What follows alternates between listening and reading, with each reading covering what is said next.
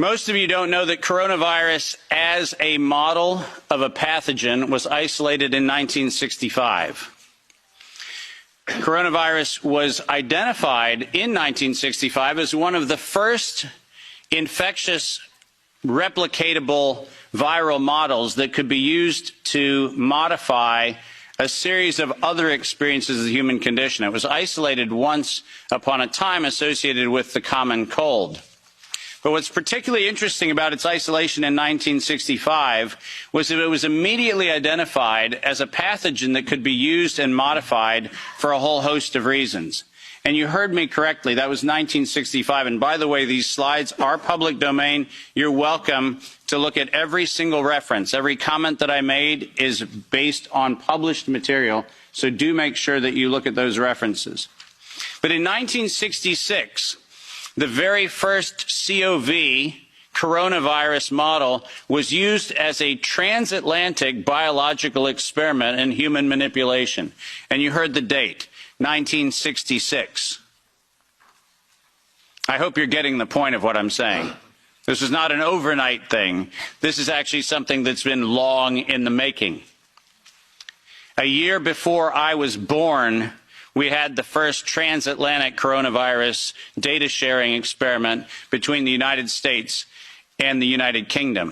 And in 1967, the year I was born, we did the first human trials on inoculating people with modified coronavirus.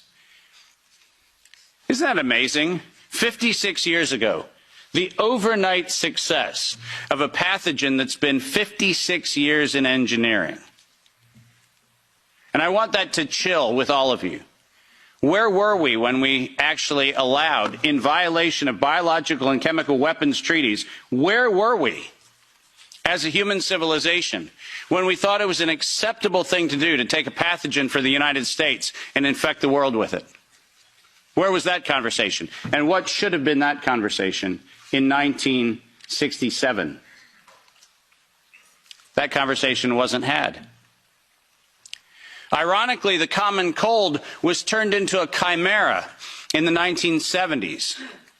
And in 1975, 1976, and 1977, we started figuring out how to modify coronavirus by putting it into different animals, pigs and dogs. And not surprisingly, by the time we got to 1990, we found out that coronavirus as an infectious agent was an industrial problem for two primary industries, the industries of dogs and pigs. Dog breeders and pigs found that coronavirus created gastrointestinal problems, and that became the basis for Pfizer's first spike protein vaccine patent, filed, are you ready for this, in 1990. Did you hear what I just said? 1990. Operation Warp Speed? I'm sorry. Where's the warp and the speed? Pfizer, 1990, the very first spike protein vaccine for coronavirus. Isn't that fascinating? Isn't it fascinating that we were told that, well, the spike protein is a new thing. We just found out that that's the problem. No. As a matter of fact, we didn't just find out it was not just now the problem. We found that out in 1990 and filed the first patents on vaccines in 1990 for the spike protein of coronavirus. And who would have thought? Pfizer. Clearly the innocent organization that does nothing but promote human health. Clearly Pfizer. The organization that has not bought the votes in this chamber and in every chamber of every government around the world. Not that Pfizer. Certainly they wouldn't have had anything to do with this. But oh yes, they did. And in 1990, they found out that there was a problem with vaccines. They didn't work. You know why they didn't work? It turns out that coronavirus is a very malleable model. It transforms and it changes and it mutates over time. As a matter of fact, every publication on vaccines for coronavirus from 1990 until 2018, every single publication concluded that coronavirus escapes the vaccine impulse. because it modifies and mutates too quickly for vaccines to be effective. And since 1990 to 2018, that is the published science, ladies and gentlemen. That's following the science. Following the science is their own indictment of their own programs that said it doesn't work.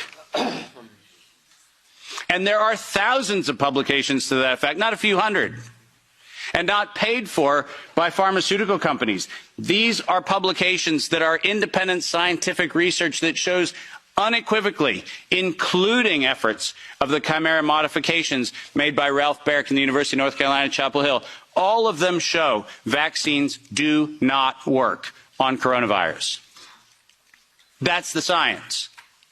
And that science has never been disputed. But then we had an interesting development in 2002.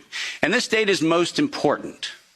Because in 2002, the University of North Carolina, Chapel Hill patented, and I quote, an infectious replication defective clone of coronavirus.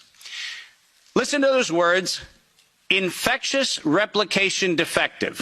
What does that phrase actually mean? For those of you not familiar with language, let me unpack it for you. Infectious replication defective means a weapon. It means something meant to target an individual, but not have collateral damage to other individuals. That's what infectious replication defective means.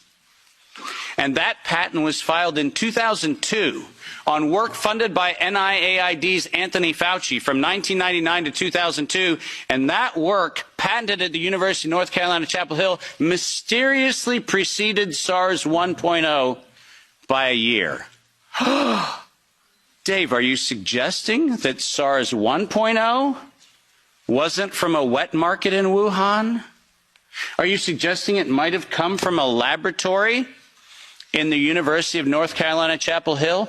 No, I'm not suggesting it. I'm telling you that's the facts. We engineered SARS.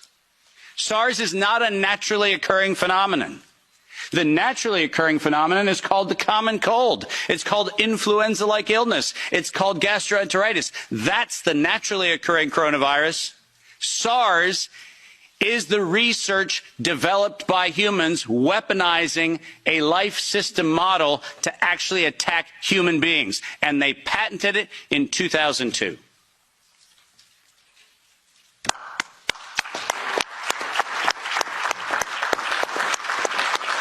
And in 2003,